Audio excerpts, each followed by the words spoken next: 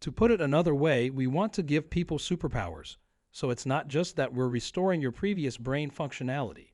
You actually have functionality far greater than a normal human. That's a huge deal. Could you explain what Neuralink is and what its purpose is?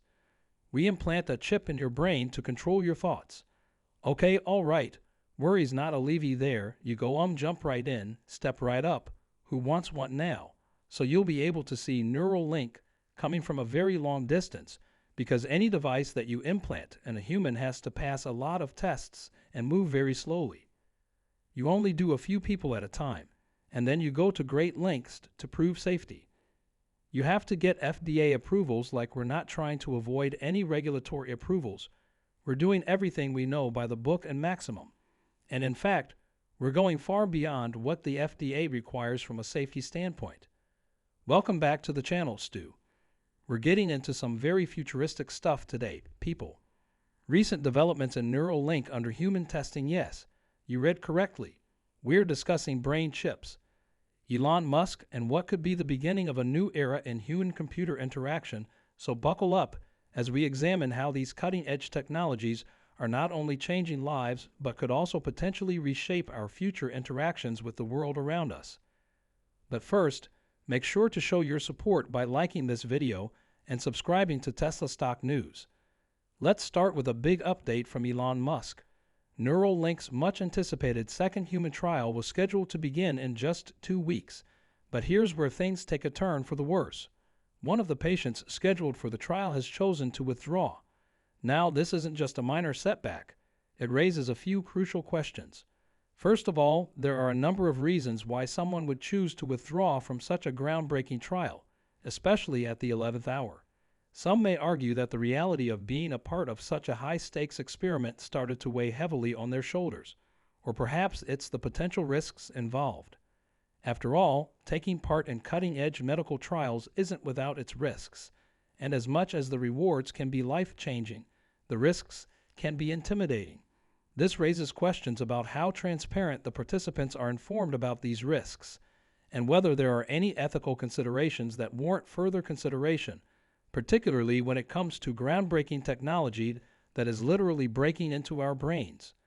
The initial human patient, a guy named Nolan, has had his high-tech Neuralink brain implant put in, and folks, it's working flawlessly. Nolan can now surf the web and play video games using nothing but his thoughts. Mind-blowing, right? He's not just playing around, though. He's putting in a solid 8 hours a day contributing to a Neuralink research, racking up to 69 hours a week of brain-computer interfacing.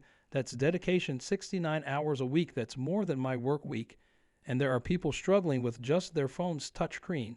Go know it. Let's zoom in on the specifics of Neuralink. Latest engineering feeds. They've been rigorously working on enhancing their brain-computer interface, meticulously inserting 64 ultra-fine threads into the motor cortex of the brain. Each of these threads is equipped with 16 electrode sensors. Do the math.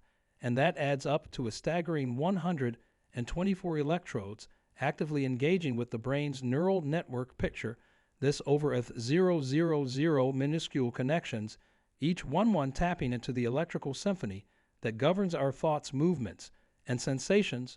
But it's not just about the quantity of connections. Neuralink has recently made great progress in stabilizing these electrodes. Here, stability is crucial. Without it, in addition to this mechanical stabilization, they have been improving their software algorithms, which may jeopardize reliable data transport and security. This is a significant improvement that increases the precision and efficiency of these electrics' communication with computer systems, not only a small adjustment. What does this signify? Faster, more dependable, and more seamless brain-computer connection, opening the door for uses we could only imagine.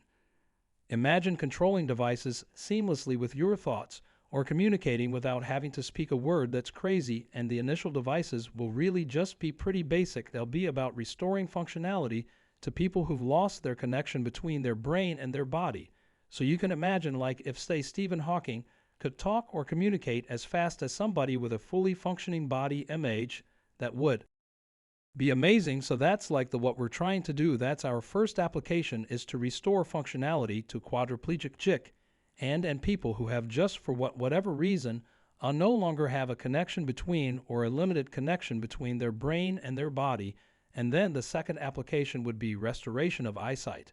So if somebody's gone completely blind, maybe it's lost the optic nerve, you can actually still directly simulate the neurons and the visual part of the cortex, so you can give a direct vision to the brain. In fact, you could actually, depending upon what cameras you use, you could actually see in different wavelengths. For example, tsla has the ability to see in different wavelengths, so you can see things like ultraviolet, infrared, and that kind of thing. You could actually do that, and if you want, you could say that you could see a radar. I actually watched an episode of Star Trek Next Generation with special effects that weren't that great compared to what we're used to.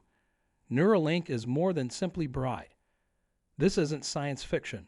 Rather, it's the frontier of neuroscience and technology, combining over thousands of connections to bridge the gap and move us closer to a world where our minds and machines are inextricably linked.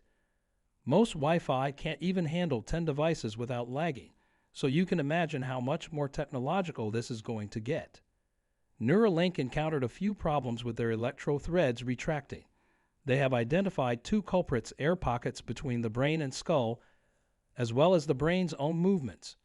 Yes, our brains move by roughly 3 millimeters. To address these issues, they are planning a few surgical adjustments. First, controlling CO2 levels during the procedure to keep those air pockets at bay, and shaping the surface of the skull to fit the implants snugly, but they are still unsure of how to deal with the brain's movement during surgery. It sounds like duct tape and superglue would be perfect for brains moving in air pockets, but I sincerely hope they can work it out without creating a Frankenstein. Neuralink projects, by focusing on the high points of the brain surface and avoiding those awkward folds for a smoother electrode insertion, they are literally expanding the thread depth to improve connectivity with the brain. In addition, they have reduced the number of electrodes per thread from 16 to 8.